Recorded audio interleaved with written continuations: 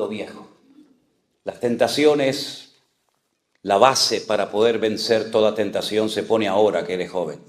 Si ahora no logras consagrarte al Señor, difícilmente cuando tengas 20 o 30 años más serás más espiritual. Por eso dice la Biblia, acuérdate, acuérdate, acuérdate de tu Creador antes de que vengan los días malos. Porque la juventud es muy bonita, ¿es verdad? Pero es muy corta, es muy breve. Cuando te das cuenta dices, ¿dónde están aquellos años de 18, 20, 25 años? ¿Dónde están? Yo no los echo de menos para nada, créame sinceramente, no echo de menos para nada la época en la que fui joven, porque lo que he aprendido y el caminar con el Señor no lo cambiaría por 20 años o 30 años menos, en absoluto, en absoluto. Así es que aprovechen su tiempo, déjense de estar tonteando con chicos y con chicas que al fin y al cabo no son de la voluntad de Dios para tu vida. Déjate de estar perdiendo en tonterías y por favor, si hay alguien aquí, no lo sé, por eso hablo desde la más absoluta libertad, porque como no conozco tu vida, ni tampoco me interesa mucho saberla, porque así predico con más libertad, porque si supiera detalles de tu vida, diría, me está hablando a mí. Y yo no necesito un micrófono para hablar contigo. Por lo tanto, yo comparto desde la libertad. Si hay alguien aquí, chico o chica, joven o jovencita, que dice, bueno, yo me he enamorado o me pienso enamorar de una joven o de un joven no cristiano, pero yo lo voy a convertir. Yo lo voy a convertir, yo lo voy a llevar a la iglesia. Por favor, por favor, por favor. ¿Y no será mejor conseguir a uno que ya está convertido? Y así no pierdes el tiempo a ver si se convierte, a ver si no se convierte, a ver si cree la Biblia, a ver si no cree en la Biblia. ¿No será mejor que te busques a uno que ya es feliz y no un amargado que tú quieres hacerlo feliz? Hermana, ¿no será mejor casarte con un hombre hecho y derecho que casarte con un mequetrefe, con un infantil, que tú dices, no, yo lo voy a cambiar con el día de mañana? Pues búscate a uno ya hecho y derecho y no pierdas el tiempo, mija. Es verdad que en algunos casos algún chico se enamoró de una chica inconversa y lo logró llevar a la iglesia y se convirtió. Sí, es verdad. Yo conozco muchos casos. Bueno, no tantos. Pero sí conozco miles de casos de jóvenes que arruinaron sus vidas, incluso hasta su futuro ministerio, porque se precipitaron, se equivocaron y destrozaron su presente y su futuro. Y piensa que después vendrán los hijos. ¿Y después qué? ¿Los llevamos a la iglesia católica a misa o los llevamos a la escuela dominical con el papá y con los abuelos? ¿Qué hacemos? Por lo tanto, las decisiones importantes de la vida se suelen tomar ahora. Ahora cuando ponemos la base de lo que va a ser tus próximos 20, 30 años. Por eso ora al Señor, busca. Mira, más vale llorar una semana. Se lo dije hace poco a una muchacha, creo que fue en Las Vegas. Le digo, mira, más vale llorar, en Miami. Más vale llorar una semana que llorar toda una vida. Yo conocí a una muchacha que un día llegó y me dijo si le podía firmar los documentos para ingresar en una escuela bíblica, porque sentía en su corazón que tenía que prepararse para servir al Señor. Y yo se los firmé y bueno, fue a un campamento de jóvenes cristianos. Y cuando regresó me dice, no voy a ir a estudiar a la escuela bíblica. Y le digo, ¿por qué? Dice, porque he conocido a un chico, era un viejo, era mucho más grande que ella, ¿no? Y no voy a ir porque creo que este es el hombre de mi vida. Y le dije, la semana pasada me dijiste que Dios había puesto en tu corazón y que Dios te había llamado para que te prepararas y le sirvieras. Y en tan solo una semana Dios cambió de opinión y te puso en medio a un hombre que no es el hombre de tu vida y lo vas a ver. Bueno, no hubo manera de convencerla, se casó con él, fue la mujer más desgraciada del mundo.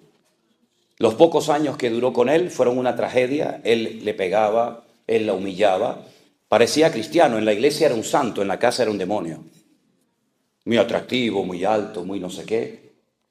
Esta chica, cuando la miraba a la cara, agachaba la cabeza porque sabía perfectamente que había destrozado su vida. Un día cuando fue a entrar a su carro, a su coche, al abrir así la puerta, ¡pum!, cayó muerta fulminada en el suelo y ahí quedó su historia. ¿Qué necesidad tenemos de complicarnos la existencia? ¿Qué necesidad tenemos de sufrir toda una vida, verdad? Por haber tomado una decisión equivocada, con el hombre o con la mujer equivocada. Porque esto no es un contrato, esto es un pacto. incluso como creyentes, seamos honestos, podemos tener incluso problemas en los matrimonios, ¿sí o no? Aún siendo los dos cristianos, aún siendo los dos hijos de Dios y aún yendo los dos a la misma iglesia. Imagínate tú uniéndote en yugo desigual. ¿Quieres convencer a Dios de que el que está equivocado es Él y no tú? ¿Quieres convencer a Dios de eso? Ya desde la antigüedad el Señor le venía enseñando de muchas maneras diferentes al pueblo de Israel que hay cosas en la vida que separadas funcionan, pero como las juntes, como las quieras mezclar, las arruinas. Miren, por ejemplo, la sal y el azúcar. Todos tenemos en casa un bote, un frasco con sal y otro con azúcar. Y por separado funcionan perfectamente. A mí me gusta tanto la sal como el azúcar. La sal es mal para la tensión, sí, pero yo tengo la tensión siempre por el suelo. Mi tensión siempre está por abajo de lo normal. Y mis pulsaciones son, en las noches llego a 38, 40 pulsaciones y durante el día no paso de 54, 55. Es así, toda mi vida ha sido así.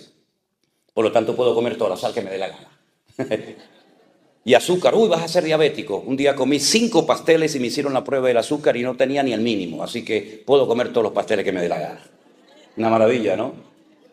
Pero si usted junta en un mismo frasco azúcar y sal, lo estropea. Lo echas a perder. ¿Para qué sirve? Para nada. Para nada. Por eso el Señor en el Antiguo Testamento le decía a la gente, mira, cuando usted siembre su campo, a los agricultores, ¿verdad?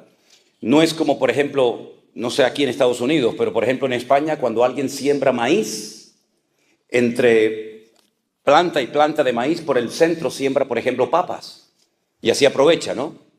Eso estaba prohibido en la Biblia. Usted está inutilizando la tierra. Los minerales que extrae la papa o el maíz son diferentes y al final le estás arruinando la tierra.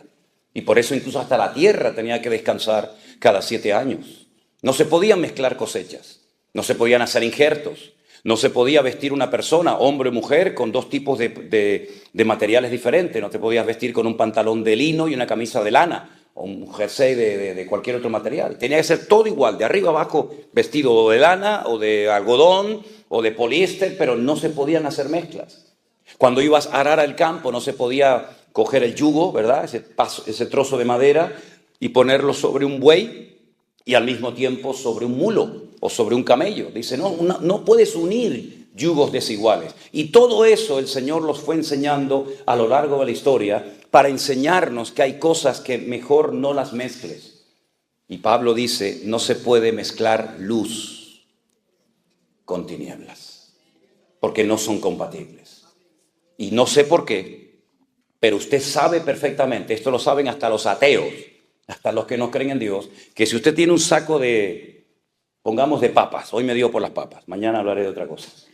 Si usted tiene un saco de papas y tiene una sola podrida, ¿por qué las 99 sanas no sanan, no cambian a la enferma? No funciona así, no sé por qué. La podrida, aunque sea una sola dentro de 100, termina echando a perder a todas las demás. ¿Qué más quieres que te diga el Señor? ¿Quieres seguir peleando con el Señor tratando de demostrarle a Él que se equivocó? Dios no se ha equivocado jamás. Amén, hermanos. Nunca. Los hombres en la Biblia, muchos de ellos se equivocaron muchas veces. Miren, por ejemplo, a Abraham. Cuando el Señor le dice a Abraham, vas a ser padre de multitudes. Es un hombre mayor, su esposa es mayor, es estéril, no han tenido nunca hijos, pero el Señor le hizo una promesa en contra de toda posibilidad humana. Pero es que Dios no es un Dios lógico muchas veces, sino rompe la lógica humana. Pasaron 30 años y el hijo no venía. Y entonces su esposa le propone un plan B. En Dios no hay plan B. Cuando dice Dios una cosa, la mantiene. No hay un plan B, otro C, así sucesivamente. La esposa le propone que tenga relaciones con una criada que la trajeron de Egipto. Fíjate, se fueron de Egipto, pero Egipto se metió en la casa. Y entonces, como Abraham era un hombre muy obediente, le dijo a su esposa, sí, mi amor, lo que tú digas. Y mantuvo relaciones con Agar. Se casó con el enemigo. Apostó por el caballo perdedor. Nació un hijo, Ismael. Abraham estaba loco con su hijo, pero Dios le dijo, este no es el plan que yo te dije a ti. Yo te dije a ti que ibas a ser padre con tu legítima esposa y no con esto que no sé de dónde lo han sacado ustedes. Hasta el día de hoy, créanme, hasta el día de hoy seguimos teniendo problemas por aquella mala decisión que tomó Abraham en la antigüedad. Hasta el día de hoy el mundo está de rodillas y más que estará.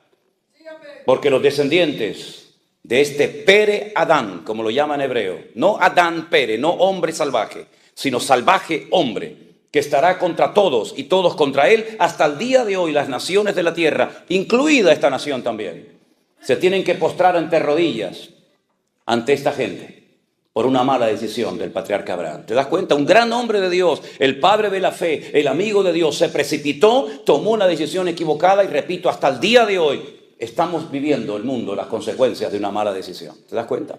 David se equivocó, se enamoró, se encaprichó de la mujer equivocada. Mira que tenía todas las que él quisiera, aunque no estaba permitido, pero bueno. Se enamoró de una mujer casada, miró por la ventana, sacó los prismáticos y no había quien lo moviera de ahí arriba. Le dicen, es casada esta mujer. No puedes robarle la única esposa que tiene, uno de tus hombres más fieles. Pero él no hizo caso, él hizo un abuso de su autoridad como rey. Él abusó de su poder como monarca y la manda a llamar, mantiene relaciones con ellas y todos conocemos la historia. El que sea rey no significa que podía hacer lo que le daba la gana. El que seas pastor no significa que puedes hacer lo que te dé la gana. Hay unas normas, hay unas fronteras espirituales, hay unos principios que tenemos que respetar. Y David se los saltó todos. Y durante un año aparentemente nadie se había dado cuenta, o si se habían dado cuenta, nadie se atrevía a decirle al rey, rey, ¿qué ha hecho usted? Betsabé era mujer de Urías, de uno de tus guardas personales. Un hombre que ha librado 1000 batallas, un hombre que se ha jugado la vida por ti y por el reino. Y no solamente esto, sino que viendo que la había dejado embarazada y su marido estaba en el campo de batalla, y ya me dirás a mí cómo se va a quedar embarazada una mujer cuando el marido está a 1000 kilómetros de la casa, por telepatía, ¿no? Pues, David dice, bueno, no hay problema, lo eliminamos. Como dice el refrán, matando al perro, matamos la rabia. Mató a Urías, se frotó las manos y dijo, wow, a disfrutar de la vida. Me salí con la mía, me salió el plan redondo. Le robé la mujer, maté al marido, me la llevo a mi casa y aquí no ha pasado nada. Al año, lo que pasó desapercibido ante los ojos de Dios, de los hombres aparentemente, no pasó desapercibido ante los ojos del Señor. Y el profeta Natán llegó y le dijo, tú eres ese hombre, después de aquella historia, ¿verdad?, que todos conocemos. ¿Te das cuenta cómo tarde o temprano la vida te va a pasar la factura? ¿Y qué necesidad tienes de pagar lo que tú no rompiste o lo que sí rompiste? Por eso piensa bien lo que vas a hacer, lo que estás haciendo con tu vida. Porque repito, más vale llorar una semana, un mes, que llorar toda tu vida. Hay mujeres, hay hombres que han quedado tocados para toda su vida por una mala decisión. Créeme, es así. Han quedado heridos, han quedado lastimados con su herida abierta y después de años todavía aún no se han logrado recuperar. El Señor, cuando nos da una orden en su palabra, no es para que lo pases mal, al contrario, es para evitarte sufrimientos innecesarios, porque ya tenemos bastante con los sufrimientos necesarios que tenemos que pasar como para meternos en líos y en enredos y sufrir por lo que nunca teníamos que haber sufrido. Hay batallas en la vida que tendremos que pelear. Amén, hermanos. Hay batallas que tendremos que pelear. Pablo decía, yo he peleado la buena batalla, no la mala. Hay batallas en las que mejor no te metas, porque puedes terminar perdiendo tu vida o arrastrando a tus hijos, arrastrando a tus amigos y familiares al terreno equivocado. David iba a las batallas que el Señor le decía que fuera y obtenía victorias porque eran las batallas de Dios. Y él iba con el respaldo y el favor de Dios. Pero Jonatán, su íntimo amigo, fue un día una batalla que nunca tenía que haber ido. Jamás. Porque él sabía perfectamente que él no tenía que apoyar más a su padre. Porque ya ni siquiera Dios lo apoyaba. ¿Y por qué voy a apoyar? ¿Por qué voy a respaldar, incluso hasta con mi presencia, algo donde Dios ya no está? Dios le dijo al profeta Samuel, no ores más por él. Lo he desechado, no me sirve. Es un desobediente de pies a cabeza. Búscate a otro hombre, búscame un hombre conforme a mi corazón. Jonatán sabía perfectamente que el futuro del país no pasaba por él. Él sería el segundo en el reino como amigo de David, pero nunca sería el siguiente rey de Israel, porque ni siquiera podía serlo bíblicamente, porque era de la tribu de Benjamín, y los reyes, según la Biblia, tenían que ser de la tribu de Judá. Por lo tanto, reconoce que el pueblo se precipitó, tomó una decisión equivocada, y por eso Saúl, que como yo lo llamo un juguete roto, llevó al país a la ruina. A la ruina. La gente estaba hundida en impuestos, en miseria, en pobreza, en depresión, en desánimo terrible. Preferían irse a una cueva a meterse con un pastor de ovejas, la cueva de Adulán, donde estaba David, que estar apoyando a Saúl. Pero su hijo, sabiendo que él no va a ser el rey de Israel, se va a pelear contra los filisteos. Y entonces dice la Biblia que ese día cayó muerto en el campo de batalla. Qué tristeza, ¿verdad? Un buen muchacho, era un buen muchacho. Jonatán era un hombre excelente. David llegó a amarlo y a respetarlo tanto que llegó a decir algo que los degenerados, los impuros, tuercen.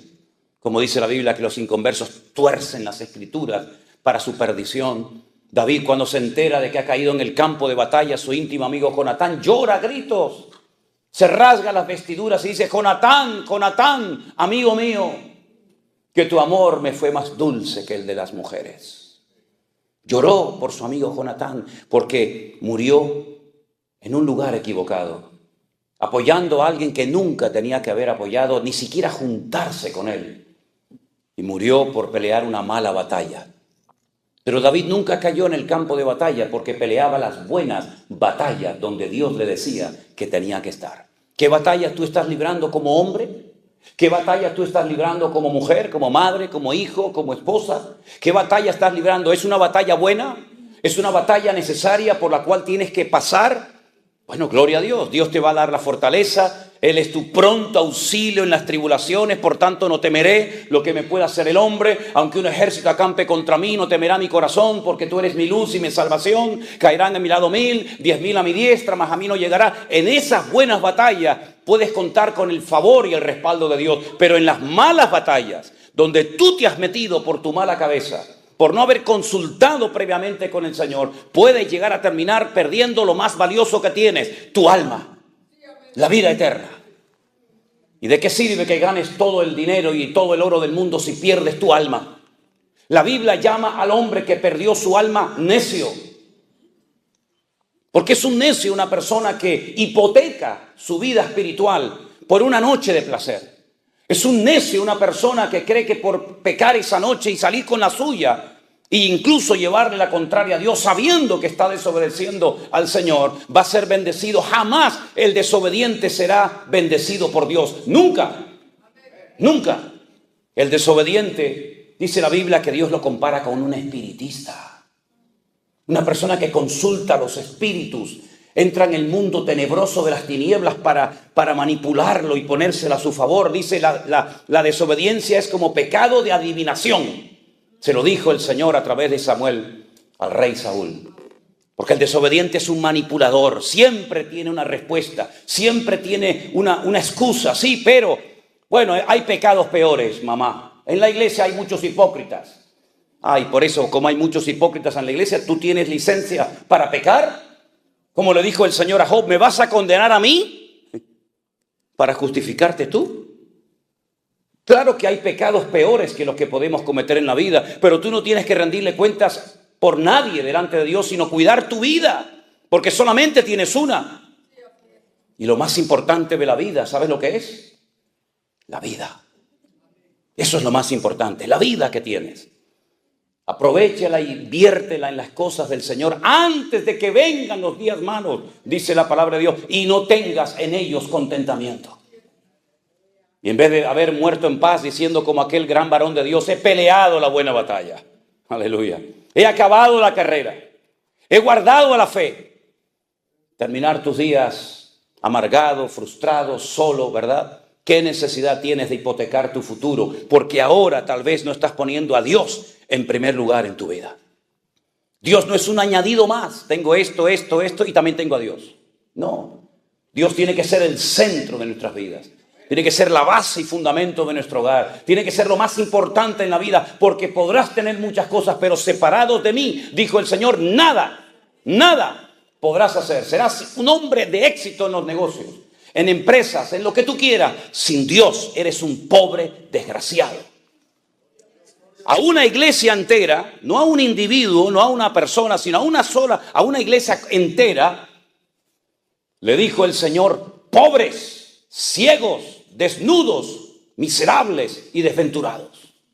Jamás tales calificativos había utilizado el Señor para dirigirse a nadie, ni siquiera a su pueblo Israel. Sin embargo, esa iglesia, que era la última mencionada en la Biblia, la iglesia de la Odisea, fíjate lo que ellos decían. Fíjate, escucha. No tenemos necesidad de nada.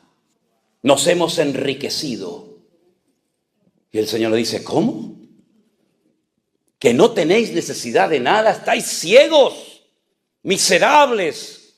Compren colirio, que es como metafóricamente, compren algo, la fe que les va a producir ese cambio, esa transformación de la mente para que puedan ver la situación miserable en la que se encuentran.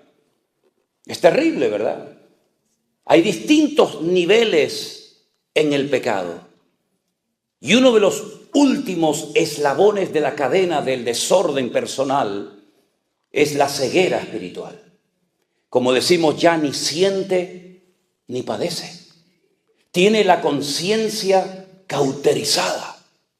Lo que antes le conmovía, ahora ni lo inmuta. La palabra que antes lo quebrantaba y le hacía llorar, como tiene su entendimiento entenebrecido, como se ha acostumbrado a pecar, su alma ha perdido la sensibilidad y es capaz de venir a un culto y estar pensando en lo que va a hacer dentro de un rato y volver a pecar otra vez. Porque son las distintas etapas, los distintos niveles de endurecimiento del alma. Y eso le ha pasado a mucha gente a lo largo de la historia, que incluso veían la gloria de Dios, veían milagros tremendos, únicos e irrepetibles, como por ejemplo los vio Faraón. Pero dice que él endureció su corazón. Y el Señor le dijo, ¿quieres endurecer tu corazón? Pues yo ahora te voy a ayudar, te lo voy a endurecer 4 veces más. Y ya ni siquiera viendo milagros, ni siquiera viendo un río convertido en sangre, ni un mar abierto, ni nada, ya no era capaz de reaccionar porque endureció tanto su alma, se apartó tanto del camino de la verdad, que ya no había marcha atrás, ya no había retroceso, ya no había posibilidad de cambio. Y nadie pasa de la noche a la mañana de ser un buen cristiano, de ser un buen hijo de Dios, a este nivel que estoy hablando, pero es un proceso, hermanos. Denle importancia a las cosas pequeñas en su vida también, ¿saben? Denle importancia. ¿Saben estos árboles gigantes que ustedes tienen por aquí, por California, estas secoyas? En una ocasión se cayó una de ellas, apareció tumbada en el camino. Y la gente dijo, ¿qué ha pasado con este árbol milenario? Este árbol que ha sido el orgullo de toda esta comarca. Y la gente venía de todas partes del mundo a sacarse fotografías. Ayer no hubo tormenta, no hubo un viento huracanado, no hubieron rayos, relámpagos, sino, ¿qué pasó? La gente se preguntaba. Bueno, vinieron unos expertos y extrajeron trozos de madera de su interior. Y cuando los analizaron en el laboratorio, llegaron a la siguiente conclusión. El árbol por fuera parecía muy lindo, pero el árbol por dentro estaba podrido. Las termitas habían hecho su trabajo y lo habían comido y comido y comido y comido. No se veía el problema interno que tenía. Por fuera era todo fachada y apariencia, hasta que una mañana cayó. Guarda tu corazón, porque de él fluye la vida. Guarda tus ojos, y si te son tropiezo, arráncatelos. Mejor es entrar sin ojos al reino de Dios que bajar al infierno con tus 2 ojos viendo perfectamente.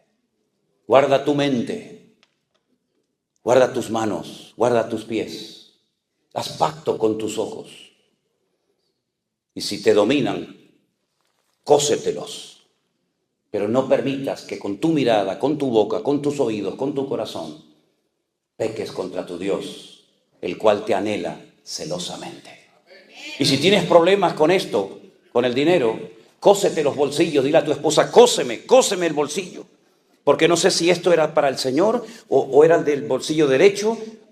Creo que era este, no estoy seguro si era este. Si tienes problemas a la hora de administrarte, cósete los bolsillos. Y pídele al Señor que te enseñe a ser un sabio y obediente administrador de los recursos que Dios te ha dado antes de que te los quite y se los dé a otro más fiel que tú. Hermanos, ustedes ya no son niños en Cristo, llevan años escuchando palabra. No le estoy hablando a un grupito de niños de la escuela dominical que hay que enseñarles lo que es un versículo, un capítulo. Le estoy hablando supuestamente, se sobreentiende, a personas que ya tienen un nivel de conocimiento, de madurez. Ya algunos de ustedes llevan años en 1, 2 o 3 o 20 iglesias. Tal vez incluso algunos de ustedes estuvieron sirviendo al Señor en la alabanza, en la predicación, en la enseñanza como misioneros. No lo sé, pero hermanos, cuando uno ya lleva tiempo en el Señor, es tiempo de que uno demuestre, no con palabras, sino con acciones, que verdaderamente hemos madurado y crecido en Cristo Jesús. Y se nos tiene que exigir más a los que somos maduros en Cristo que a los que recién empiezan. Pero saben a veces lo que he visto, terrible, que a veces los nuevos, los que empiezan, le dan ejemplo a los viejos. Son más puntuales, son más consagrados, puedes contar con ellos para todos, ¿verdad? Y eso no debe ser así. La Biblia dice, Pablo le habla a los Corintios, 1 Corintios 13, cuando yo era niño, ¿qué hacía? Hablaba como un niño, pensaba como un niño, vivía como un niño, me comportaba como un niño, mas cuando ya fui hombre, dejé lo que era de niño. ¿Qué eres tú hoy? ¿Te hablo como un niño o como un hombre? Dime, ¿cómo quieres que te trate y cómo quieres que te ministre? ¿Como niño? Pablo dijo, cuando fui a vosotros no pude hablaros como espirituales. No pude, quería pero no podía. Porque aún sois niños. Niños carnales, inmaduros. ¿Y en qué se basaba Pablo para llamarles niños carnales? Dice, no sois niños y andáis como hombres, habiendo entre vosotros celos y disensiones. Y diciendo yo soy de Pablo y yo soy de Apolo. ¿Eso es una señal de madurez? ¿Eso es una señal de madurez? Por eso tuve que dar leche, porque no erais ni sois capaces todavía. Pues habiendo entre vosotros celos, iras y contienda, no sois carnales y andáis como los hombres. Pero ojo, eso lo dice Pablo en el capítulo 3 de 1 de Corintios. Pero si usted lee 1 de Corintios capítulo 1, Pablo dice, hermanos, doy gracias al Señor de que nada os falta en ningún don. Nada. La única iglesia de toda la cristiandad que podía presumir, entre comillas, de tener todos los dones dentro de la congregación, todos. Y Pablo menciona en 1 Corintios 12, 9 dones. No son los únicos. Hay otra lista en Romanos 12, que usted tiene que leerla también. Pero en 1 Corintios él menciona 9 dones, clasificados en 3 grupos diferentes. Dones de poder, dones de expresión, dones de revelación. Ningún don falta en la iglesia de Corinto. Capítulo 1. Capítulo 3. Niños, inmaduros, carnales. Y uno dice, pero ¿cómo es posible que esta gente que estaba hace 10 minutos hablando en lenguas y profetizando y haciendo cosas tremendas, sea capaz, la misma gente, en un momento, de comportarse como niños y como carnales? ¿Es que acaso no nos puede pasar eso a nosotros hoy en día, hermanos? Menos mal que nosotros no vivimos en la época bíblica. Menos mal. Porque a lo mejor en vez de hablar de que David se asomó a la ventana y miró a la vecina y la codició, a lo mejor hubiera salido mi nombre en ese capítulo. Menos mal que yo no estaba la noche que Jesús dijo, hay uno de vosotros que me va a entregar. Y también le dijo a uno de ellos, y antes de que el gallo cante 3 veces tú me negarás. Menos mal que yo no estaba esa noche en esa habitación. Porque a lo mejor en vez de hablar de Pedro, hubiera salido mi nombre diciéndose, yo no conozco a este hombre, no lo conozco, no sé quién es. Menos mal que nosotros no nacimos en aquella época. Porque la Biblia habla de Demas, la Biblia habla de Alejandro, la Biblia habla de Pedro que negó al Señor, la Biblia habla del pecado de David. La Biblia habla de tantos pecados de hombres, pero ¿por qué no estábamos nosotros allí? Porque si hubiéramos estado nosotros allí, amigo, otro gallo cantaría. Capaz que en vez del nombre de ellos, sería nuestro. ¿No crees? Ese hombre Pedro que caminó por encima de las aguas, que con su sombra en la iglesia primitiva, dice que cuando caía su sombra sobre los enfermos, muchos de ellos eran sanados. Ese mismo hombre, cuando el Señor en el norte de Israel, donde tú estuviste, Jeremías, en Banias, en Cesarea de Filipo, pregunta al Señor, ¿quién dicen los hombres que soy yo? Todos mantuvieron el más absoluto silencio. Nadie era capaz de decir, tú eres esta persona para mí. Todavía como que no lo tenían muy claro. Entonces comenzaron a decir, bueno, por ahí algunos dicen, comentan, que tú puedes ser Elías el profeta. Como los judíos estaban esperando a Elías, pues puede ser que este fuera el Elías que esperábamos. Algunos piensan que tú eres Juan el Bautista, que ha resucitado de entre los muertos y como que se te ha metido a ti dentro. Y otros piensan que eres Jeremías o algún profeta. Y entonces Jesús dice, ¿y yo para vosotros quién soy? Todos guardaron silencio. ¿Hubiéramos respondido nosotros o también hubiéramos mantenido el silencio? Solamente uno se atrevió a decir, y no porque lo había aprendido en la sinagoga, sino porque fue en ese momento una inspiración, una revelación que le vino de lo alto y dijo, tú eres para mí el Cristo, el Mashiach, el ungido, el Hijo del Dios viviente. Y el Señor le dijo, bienaventurado eres, Simón, Pedro, porque esto que acabas de decir no te lo reveló sangre ni carne, sino mi Padre que está en los cielos. Ahora ha hablado mi Padre a través de tus labios. ¿Cuántos dicen amén? Espera, no aplaudas todavía. Espera, ahora viene la segunda parte. Ok, ya sabes quién soy, ¿no? Sabes quién soy, el Mesías, el Hijo del Dios viviente. Conocerás las Escrituras, ¿no? Vamos a subir a Jerusalén y voy a ser desechado y crucificado por los hombres. Y comienza a relatar todos los sufrimientos y toda la humillación que va a experimentar. Y lo tienes que saber porque tú sabes quién soy yo. En el momento en el que Pedro, que seguramente infló el pecho como el pavo real, mira lo que me acaba de decir el Señor, en el momento en el que Pedro se entera que van a matar a su Señor, que van a crucificar a su Maestro, automáticamente el mismo Pedro, recién felicitado por el Señor, recién alabado por el Señor, públicamente dice, no, espera, aguanta, no, de ninguna manera. ¿Cómo que te van a matar? Y yo que he dejado mi casa, mis barcas, mis redes, mi familia, mis amigos, yo que le he hablado a mis vecinos de que he encontrado al camino, a la verdad, a la vida, al autor de la vida, al consumador de la fe, yo que me la he jugado por ti, de ninguna manera, en absoluto.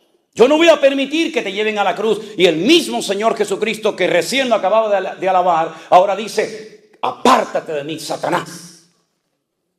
Aplaude ahora si quieres. Ay, amigo. Satanás lo llamó en público. Imagínense si yo en esta mañana a uno de ustedes cuando me dice algo le digo, apártate de mí, Satanás. Se acabó mi ministerio en San Francisco. Este hombre no tiene amor. Si a veces digo 4 cosas y la gente dice, uy, qué duro habla, y se asustan como si fuera un coco. Imagínate si le dijera a alguno de ustedes, apártate de mí, Satanás. Imagínense. Pues lo tuvo que oír. El mismo hombre que fue utilizado para alabar al Señor, para reconocer públicamente quién era, el mismo personaje ahora le dice, hablando Satanás por sus labios, no vayas a la cruz a morir. ¿Saben lo que le está diciendo? Si no hay cruz, no hay gloria. Si no hay cruz, no hay perdón de pecados. Si no hay cruz, no hay resurrección de los muertos. Si no hay cruz, no hay segunda venida. Si no hay cruz, no hay milenio. Si no hay cruz, no hay nueva Jerusalén. Si no hay cruz, no hay nada. Por lo tanto, ¿sabes lo que estás diciendo? Estás impidiendo que más de 150 profecías se cumplan, Pedro. Estás frenando la palabra. Estás haciendo una piedra de tropiezo en la historia bíblica, en la revelación profética. ¿Sabes lo que significa que yo no vaya a la cruz a morir? Y entonces, ¿cómo queda la humanidad? Ya no hay posibilidad de salvación. No hay nadie en el cielo, ni en la tierra, ni aún debajo de la tierra que pueda morir por ustedes. No hay otro. Solamente soy yo. Si yo no muero por ustedes, tú te vas al infierno de cabeza. Y los que murieron esperando salvación se van a condenar eternamente. Y los que nazcan en las próximas generaciones no tendrán futuro ni esperanza si yo no pago el precio en la cruz del Calvario. Por lo tanto, no eres tú, Pedro, el que estás hablando ahora. Es el mismísimo Satanás. Porque Satanás sabía y sabe y sabrá siempre que el fracaso más grande de él fue la muerte del Señor Jesucristo. Porque él sabe perfectamente que se acabó su poder, se acabó su autoridad. ¿Dónde está, oh muerte, tu aguijón, y dónde, oh sepulcro, tu victoria? Satanás es un ser vencido, derrotado. No entiendo cómo hay muchos creyentes que aún le tienen miedo al diablo y lo ven por todas partes. Yo veo a mi Dios por todas partes. Yo veo al Señor en los pájaros, veo al Señor en el sol, en la luna, en el amanecer. Lo veo aquí en esta mañana con nosotros. ¡Gloria a Dios! Satanás me tentó, Satanás me empujó, Satanás no sé qué. Cállense, por favor, hablen de Cristo, el que te ha redimido, el que te ha comprado, y no de un ser derrotado, amargado y frustrado por la eternidad. Apláudale a Él ahora, si quiere, aleluya. Él es el que tiene el poder, Él tiene la autoridad. Al tercer día, cuando fue aquella mujer llorando, diciendo, ¿y cómo muevo la piedra? ¿Y cómo lo vuelvo a ungir? ¿Y cómo lo vuelvo a abrazar? Aunque esté muerto, prefiero verlo muerto que... Y cuando llegó y lloraba,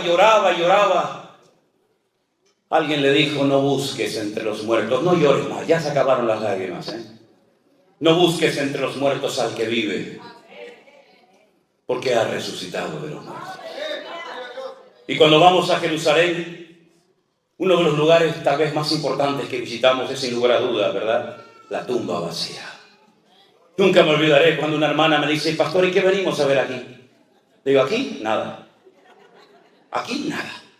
Gloria a Dios que no venimos a ver nada. Porque por ahí están los famosos enterrados y la gente va en peregrinación a ver sus tumbas y a ponerle flores. Gloria a Dios que no hay tumba llena de del cuerpo de los huesos de Jesús, sino que Él venció a la muerte y demostró que era lo que dijo Pedro: tú eres el Cristo, el Hijo del Dios viviente. ¡Aleluya! Él está vivo. Por lo tanto, mis queridos hermanos, pensemos lo que vamos a hacer con nuestras vidas. Lo he dicho muchas veces cuando yo oí esto por primera vez en mi vida. Y oí a aquel hombre, aquel predicador que decía, Él murió por ti, Él resucitó al tercer día. Yo decía, Dios mío, si esto es verdad, si lo que este hombre está diciendo es verdad, yo se lo tengo que contar a todo el mundo. ¿O es que acaso meten todos los días a un señor, después de haberlo humillado, maltratado y crucificado, en un sepulcro, y a las 72 horas sale caminando como si nada? Eso no ha pasado nunca en la historia, jamás. Es decir, que ni los romanos, ni Pilato, ni Herodes, ni Anás, ni Caifás, ni el infierno, ni nadie pudo detener que él saliera de la tumba. Yo decía, Dios mío, si lo que este hombre está diciendo es verdad, se lo voy a contar a todos mis amigos. Se lo voy a contar a todos mis familiares, hasta a mis enemigos se lo voy a contar.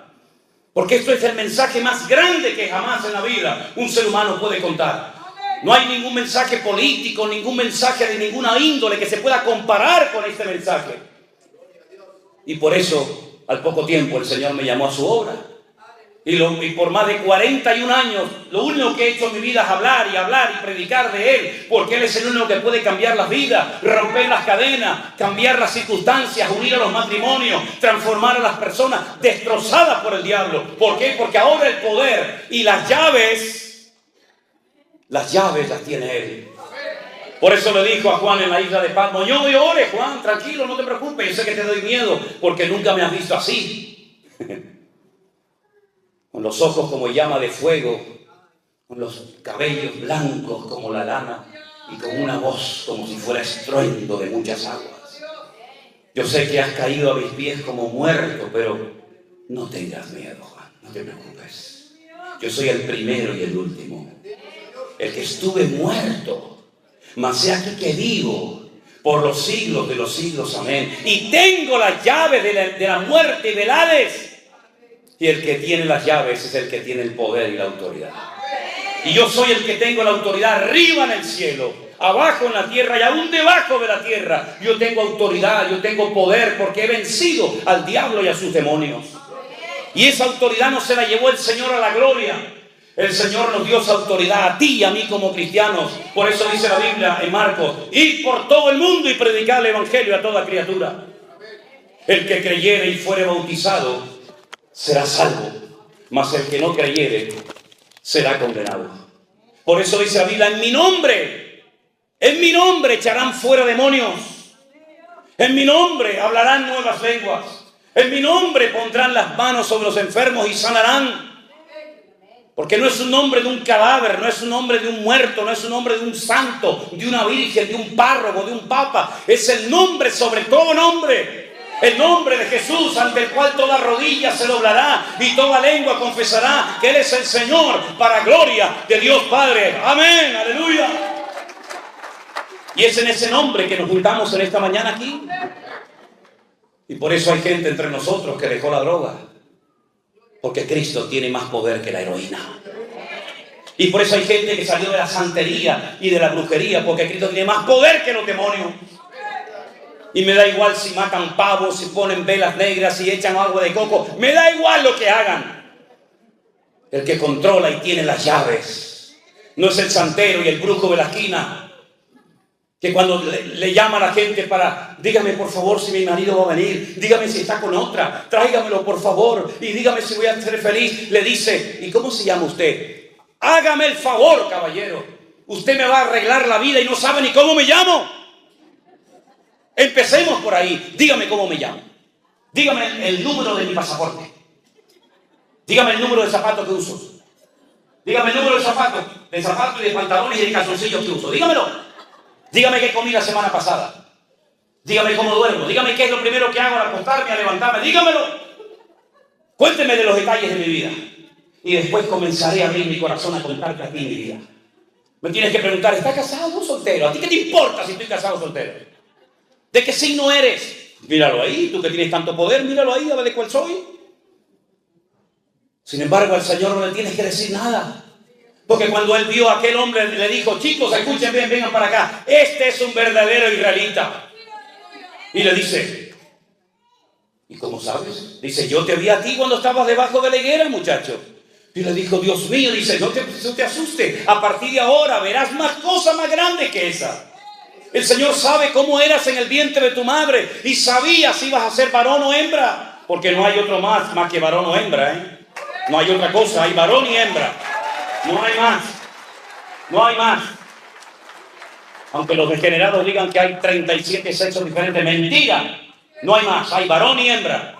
Así dice la Biblia que Dios los creó.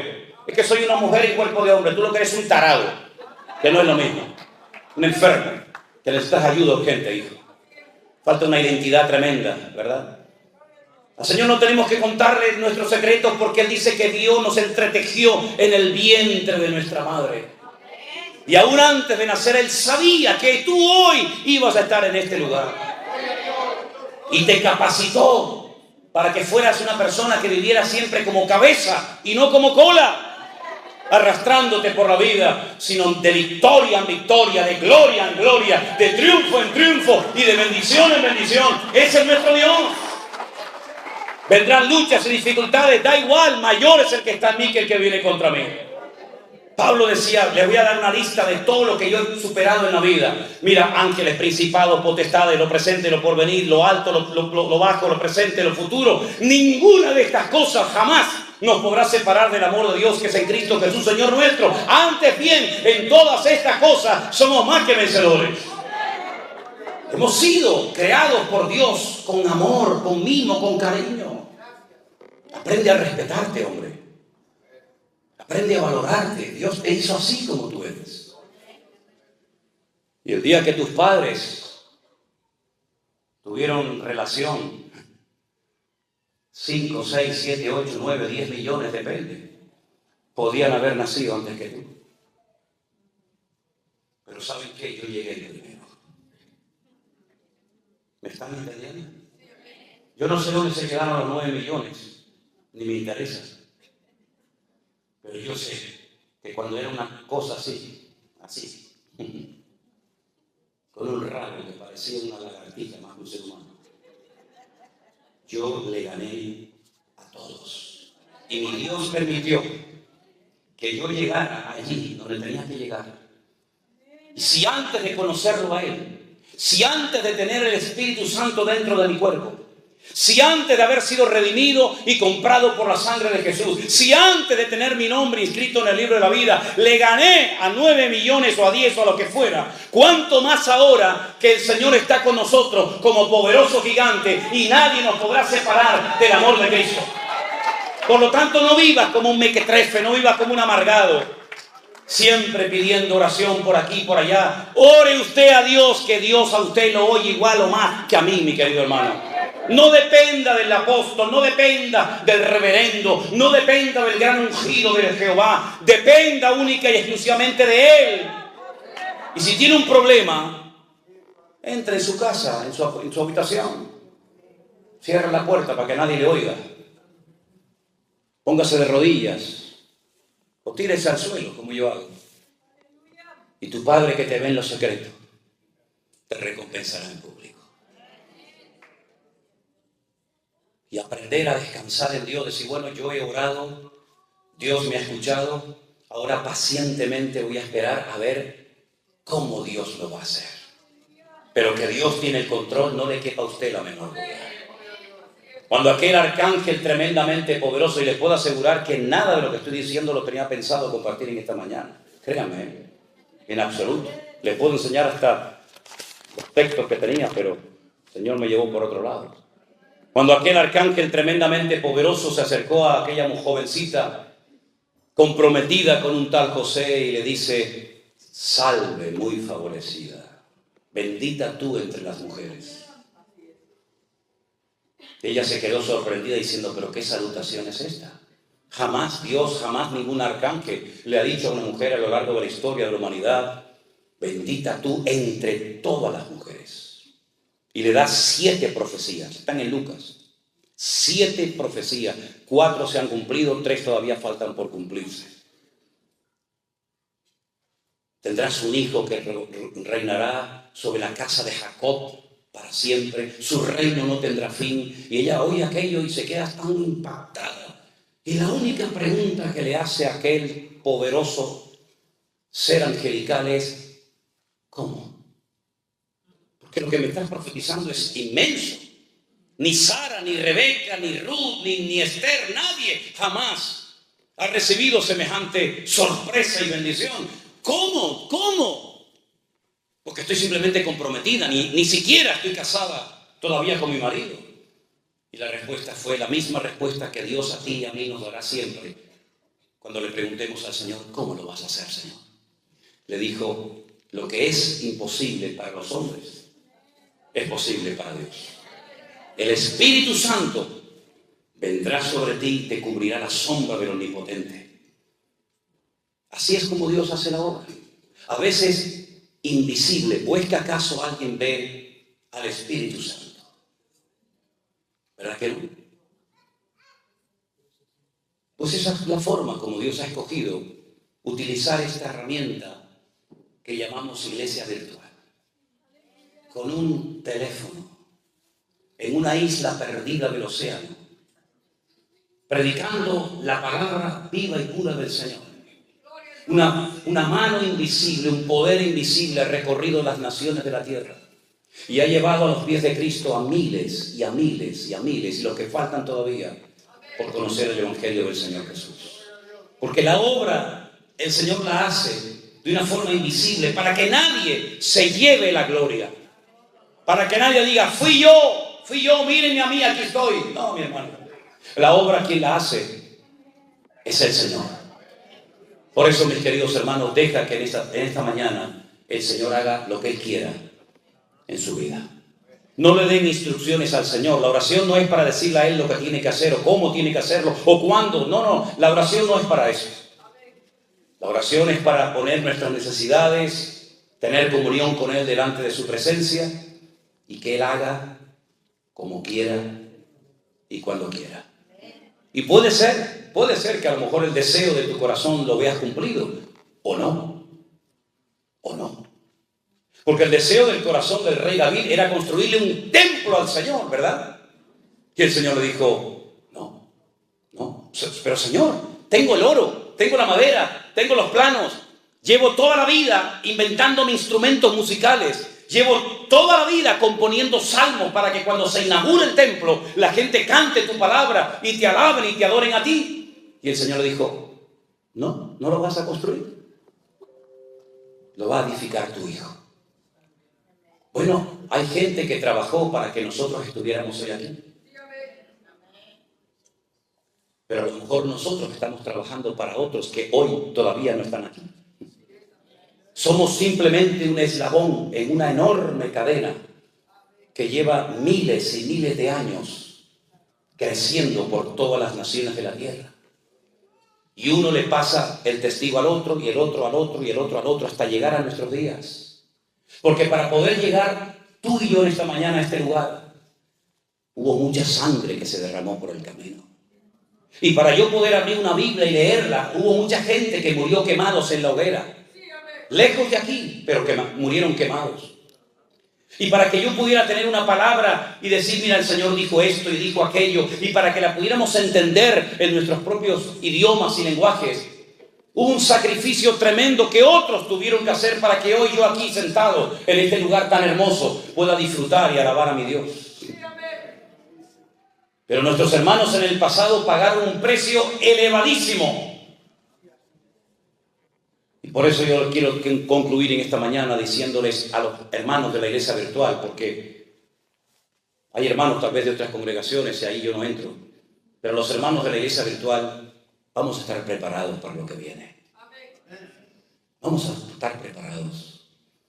Porque en la Biblia vemos que Dios le daba tiempo a su pueblo, tiempo a sus siervos, para que se prepararan adecuadamente, para que cuando llegara el momento estuvieran preparados y aquel día no les sorprendiera, como dijo el Señor, como ladrón en la noche. Noé pasó por el diluvio, sí, se lo comió todo. Pasó por todo el diluvio, desde el día 1 hasta el último día, pero estaba preparado. Dios le dio tiempo para que se preparara. Y fue más el tiempo que duró la preparación que el tiempo que estuvo dentro del arca. En el arca estuvo 1 año, preparándose estuvo 120. ¿Verdad? Por eso es muy importante que estemos preparados. Y yo les voy a decir algo que a lo mejor a más de uno le va a sorprender, pero a mí me da exactamente igual lo que usted pide. Procuren tener como mínimo para una semana comida y agua en su casa. Si me equivoco y no pasa nada, no pasó nada. Pero procuren, queridos hermanos, prepararse por si viene un gran terremoto como le vino a nuestros hermanos en Turquía el otro día. Que yo estaba en Israel y me dijeron, 300 personas han muerto esta noche. Digo, 300 personas, 300. A los pocos días había 50.000, 60.000, 70.000, 100.000 y nunca se sabrá cuántas personas murieron allí en ese terremoto. ¿Son ellos peor cristianos, los hermanos que murieron, iglesias que se cayeron, pastores que murieron, jóvenes que murieron que nosotros? Estemos preparados, queridos hermanos. Los tiempos que se avecinan no son tiempos fáciles, ni para la economía, ni en el mundo espiritual, ni para la familia. ¿O es que no estamos viendo cómo el mundo está, hermano, entrando en un sistema, en un caos, como yo digo, en coma? ¿No estamos viendo cómo las familias están siendo sacudidas en todas partes del mundo? Lo que le enseñan a nuestros hijos en las escuelas y en las universidades, jamás pensábamos que iba a ocurrir en nuestro tiempo, pero ya lo estamos viendo, ya está aquí. El mismo Señor Jesucristo le dijo a sus discípulos, y nosotros hoy somos sus discípulos, que la maldad se multiplicaría, y por haberse multiplicado la maldad, el amor de muchos se enfriaría. No hemos visto a miles de cristianos, miles de iglesias frías, tibias, incluso hasta que se cerraron en unos poquitos meses de pandemia. Ay, si la pandemia hubiera durado un par de años, ¿cuántos hubieran permanecido en pie? Simplemente unos meses, unas cuantas semanas sirvieron para demostrar la realidad, la poca base, la poca consagración, la poca santidad que había allá adentro. ¿Y cuántas iglesias se cerraron y nunca más se abrieron? Iglesias con poca gente, iglesias con mucha gente, iglesias con cientos de personas, iglesias hasta con miles de personas se cerraron porque no aguantaron el fuego de la prueba. Pero el Señor nos está hablando muy claramente de hace mucho tiempo, hermanos. No entren en el sistema del mundo, porque serán víctimas del sistema del mundo. Miren al Señor, tengan los oídos abiertos, recuperen la sensibilidad, el olfato, sepan leer las cosas que están sucediendo a nuestro alrededor.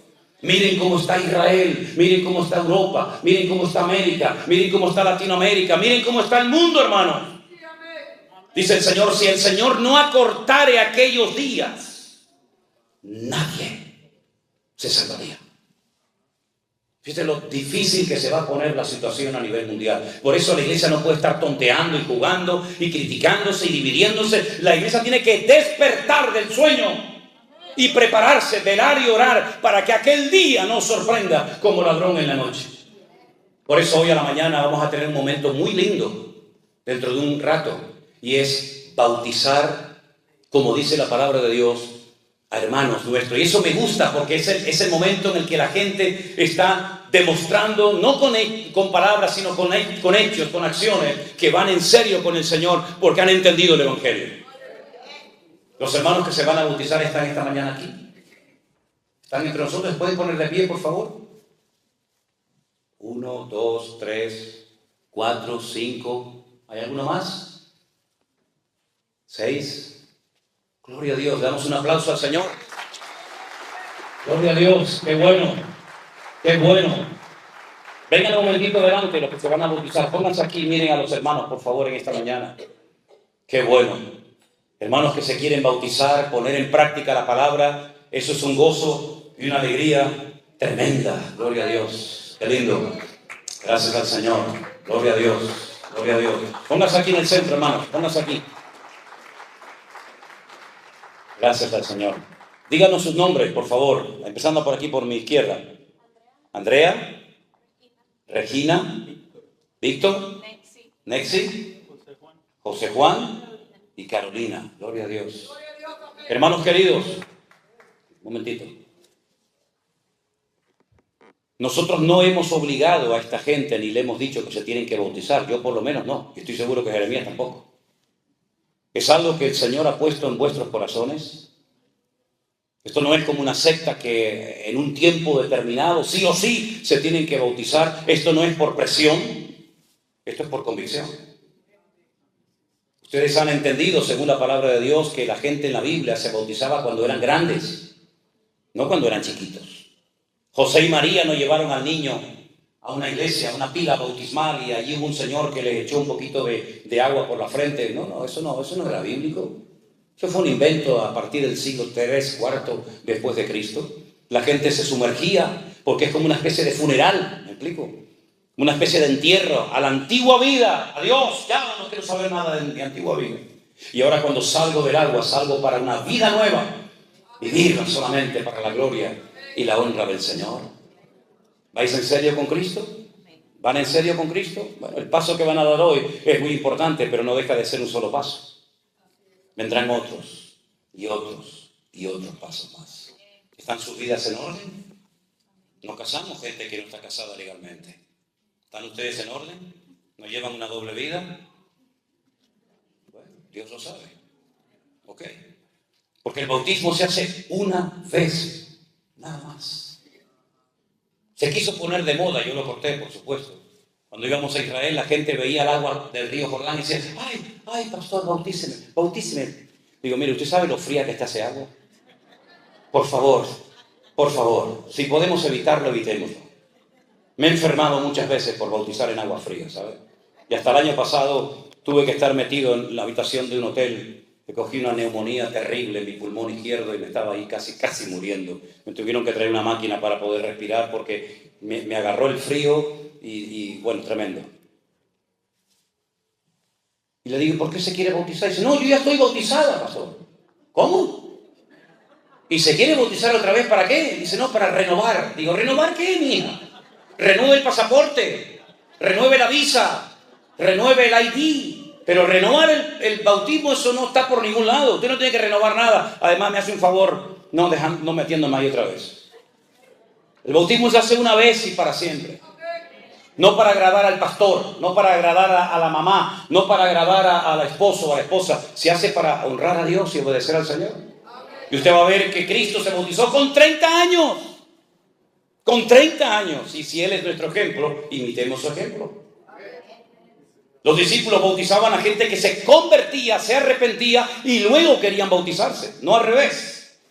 En la Iglesia Católica se asustó durante siglos a la gente diciéndole que si los niños no eran bautizados se iban al limbo. ¿Y eso dónde está? Al limbo. Claro, decir que el niño no bautizado se iba al infierno era muy duro, ¿no? Muy fuerte. Y al cielo, pues como que no. Entonces se inventaron el limbo. Pero ustedes saben, los católicos deben de saber esto. El papa este que dimitió y que se murió hace poquito, el viejito Ratzinger, él dijo que el limbo era mentira, que no existió y lo quitó de la Iglesia Católica. Eso muchos católicos no lo saben. Entonces el católico tiene 3 sitios donde dice que va una gente cuando se muere. ¿Sí? El cielo, el infierno y un punto intermedio que te pone la temperatura, depende de las misas que hagas aquí, se llama el purgatorio, donde purgas, ¿no? Donde purgas las penas. ¿Y cómo las purgo? Si estoy allá, no pasa nada. Yo dejo dinero para que mi madre, mi primo y mi sobrino hagan misas y recen el rosario por mí, y el Dios te salve María, llena eres de gracia, el Señor es contigo, todo eso. Y cuando hagan muchas de esas cosas, entonces yo salgo del purgatorio. ¿Y cómo me entero cuando salió el viejo del purgatorio? Eso es un misterio. Eso nadie lo sabe. Puede salir a la semana, puede salir a los 20 años, a los 100 años, depende de cómo era el viejo por dentro. ¿Verdad? Terrible. Si ustedes no se bautizan y se mueren, que no quiero que se me muera nadie hoy, ustedes son cristianos, ustedes se van a la presencia del Señor. El ladrón en la cruz no se bautizó y el Señor le dijo, hoy estarás conmigo en el paraíso. Y no se bautizó, no podía bautizarse evidentemente. No podían bajarlo de la cruz y volver a clavarlo otra vez. Pero en el caso de ustedes, voluntariamente, ¿sí? Han decidido bautizarse. Porque quieren seguir al Señor, quieren dejar su antigua vida y quieren hacer las cosas decentemente y con orden. Gloria a Dios. Así que vamos a orar por ustedes, ¿sí? Hermanos, nos ponemos de pie, por favor. Vamos a orar por estos hermanos. Gloria a Dios. Qué gozo tan grande poder bautizarlos. Qué gozo tan grande el poder compartir con ustedes este día inolvidable en el que ustedes van a bajar a las aguas. Y algo que ya ha pasado en tu interior, en tu corazón, que es morir a la antigua vida, ustedes lo van a manifestar con ese acto del bautismo. Oramos, hermanos. Bendito Padre Celestial, muchísimas gracias, Dios mío, en esta mañana, por este privilegio que nos da de poder estar aquí juntos, con estos hermanos que han nacido de nuevo, que te han recibido, te han conocido en sus corazones como su Señor y como su Salvador personal. Te ruego, Señor, Dios del cielo y de la tierra, que tú bendigas a estas almas, a estos hermanos en el día de hoy, que recuerden toda su vida, el paso público que dieron delante de Dios y delante de nosotros como testigos. Fortalécelos en la fe. Agárralos, Dios mío, fuertemente de la mano, para que toda semilla, toda palabra de Dios que se ha sembrado en sus corazones, nunca nadie la pueda arrebatar, Señor. Que puedan crecer, que puedan madurar, que puedan desarrollarse como hijos, como hijas tuyas, y que te den a ti toda la gloria y la honra, y que nunca más vuelvan a su antigua vida, Señor, sino que te sigan fielmente hasta el último momento de sus vidas. Que corran que corran la carrera, que peleen la buena batalla, que conserven la fe y que nunca se aparten de tu salvación que tenemos en Cristo Jesús, Señor nuestro. En el nombre de tu amado Hijo Jesús pedimos todo. Amén y amén. Damos fuertes aplausos al Señor. Gracias, hermano. Dios les bendiga. Dios les bendiga. Aleluya. Gloria al Señor. Gloria al Señor. Amén. Quiero leerles unos versículos. Si quieren sentarse como ustedes quieren, ¿sí? El Señor Jesucristo, cuando se despidió de sus discípulos, se los llevó a las afueras de Jerusalén, a un pueblecito que se llama Betsaida, y allí donde vivía Marta y María y Lázaro, desde el monte de los Olivos, el Señor asciende a la gloria, pero antes de irse les dijo: toda potestad me es dada en el cielo y en la tierra. Por tanto, id y haced discípulos a todas las naciones, bautizándolos en el nombre del Padre y del Hijo y del Espíritu Santo, enseñándoles que guarden todas las cosas que os he mandado. y he aquí yo estoy con vosotros todos los días hasta el fin del mundo. Amén. Esas fueron las últimas palabras, las últimas instrucciones que el Señor Jesucristo le dio a sus discípulos. Vayan por todas las naciones de la tierra, no se encierren en 4 paredes, salgan y anuncien mi palabra. Y cuando la gente se convierta, cuando la gente entienda el Evangelio, los bautizan. Y entonces díganles que yo voy a estar con ellos todos los días hasta el fin del mundo. Que nada ni nadie los arrebatará jamás de mi mano. Y además, instrúyanlos, enséñenlos a que no solamente sean seguidores míos, sino discípulos míos. ¿Cuál es la diferencia? Hay una diferencia enorme. Un seguidor es una persona que sigue, pero no termina nunca de comprometerse. Tal vez no puedes contar con él. Es una persona que siempre tiene otras cosas más importantes según él, antes que servir al Señor, etc. Pero el discípulo es la persona que se pone bajo la disciplina de su maestro. El discípulo es la persona que acepta el trato personal y directo de aquel que lo ha llamado. Hoy en día, cuando un muchacho, cuando una muchacha, alguien quiere servir al Señor y se quiere ir a una escuela bíblica, a una universidad o a estudiar, él elige, dice, bueno, esta universidad me gusta, esta no, esta es más barata, esta es más cara, aquí hay muy buenos maestros. Entonces tú eliges el lugar donde vas a ir a prepararte. En la época de la Biblia, y hoy en día, no es así. No es que tú eliges al maestro, el maestro te elige a ti. Los discípulos no dijeron, queremos seguirte. Los que decían eso, al final no terminaron ninguno sirviendo al Señor. Pero cuando el Señor dijo, Pedro, ven, Tomás, vente, Bartolomé, ven, Santiago, Felipe, vengan, Él los llamaba. ¿Y qué significa? Que el Señor tomaba, el maestro toma la iniciativa de llamar al discípulo, número 1, número 2, de preparar al discípulo, y número 3, de cubrir todas sus necesidades. Y esto muchos no lo saben. Si Dios te llama, Dios te capacita y Dios te sustenta. Le dijo el Señor un día a sus discípulos, ¿os faltó algo cuando yo los envié a predicar? Díganme la verdad. ¿Os faltó comida? ¿Os faltó calzado? ¿Os faltó alimento? No, Señor. Porque el discípulo estaba tranquilo porque el que lo llamaba cubría todas sus necesidades. Entonces, si nosotros queremos ser discípulos de Cristo, no os afanéis por el día de mañana, ni os rompáis la cabeza diciendo qué comeremos, o qué beberemos, o qué vestiremos, porque así piensan los gentiles, los que no son discípulos. Mirad las aves del cielo que no trabajan, ni siembran, ni guardan en granero, y mi Padre Celestial las alimenta. ¿No hará con vosotros mucho más, hombres de poca fe? Por lo tanto, mis queridos hermanos, si somos verdaderamente discípulos de Cristo y no tan solamente seguidores del Maestro, podemos dormir tranquilos que mi Dios suplirá todas mis necesidades conforme a sus riquezas y gloria en Cristo Jesús. Lo último que a usted le tiene que preocupar siempre es lo económico, que es lo que generalmente es lo que más le preocupa a la gente. ¿De qué voy a comer? ¿Dónde voy a vivir? ¿Y cómo voy a pagar la gasolina? ¿Y cómo voy a viajar para acá? Eso es lo último de lo cual usted tiene que preocuparse. ¿Usted qué tiene que hacer? Buscar primeramente el reino de Dios y su justicia, y todas las demás cosas vendrán por añadidura. Cada vez que hacemos un viaje, nos vamos cargados con un montón de ropa. Yo no pido nada a nadie, jamás. Pero si a alguien me va a regalar algo, que no estoy pidiendo nada, porque ya no me cabe más, por favor, no me cabe. Me han regalado hasta collares para mi perro. Lo que nunca en la vida, un collar de luces, con LED, con GPS para el perro, increíble. Por favor, acierten con la talla. Acierten, porque o me dan camisitas así de niño pequeñito, o me dan camisas así de hombre gigante.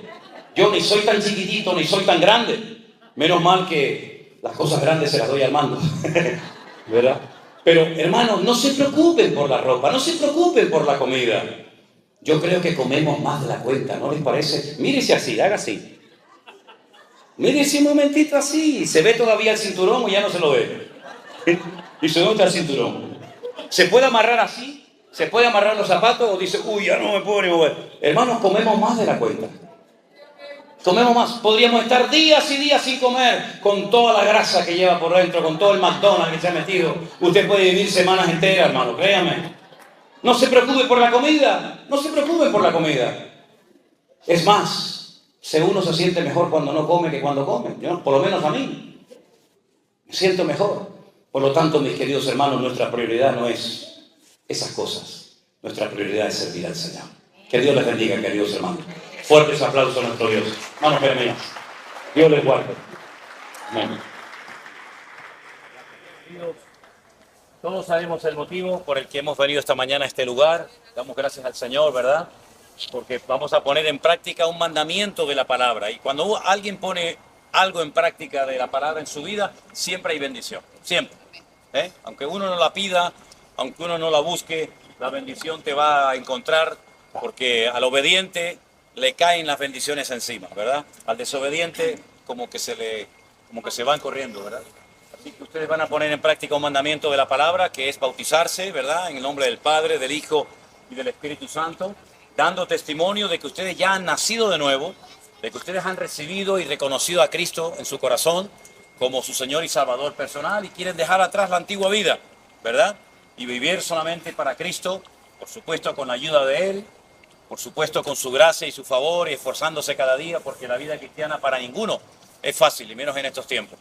Pero les felicitamos de todo corazón por haber llegado hasta aquí y queremos orar y presentar este momento a nuestro Dios en oración. Jeremías, por favor, nos diriges en oración. Amén. Oramos. Padre, te damos las gracias por Gracias, este tiempo Señor. que nos permites, Señor, celebrar. Padre, estamos agradecidos por este momento, Señor, que nuestros hermanos han decidido, Gracias, Señor. Aleluya. servirte, seguirte, honrarte y, Señor, Sí, Señor. hacer tu voluntad. Padre, Gracias, Padre. gracias por este momento. Señor, los bendecimos. Padre, gracias porque eres tú el que has puesto en sus corazones en poner en orden, Señor, su caminar Sí, contigo. Padre, gracias en el nombre poderoso de Cristo Jesús. Amén. Amén. Y amén. Aleluya. ¿Quién va a ser el primero que va a entrar? Está calentita. Primera. Oh, yo pensaba que estaba-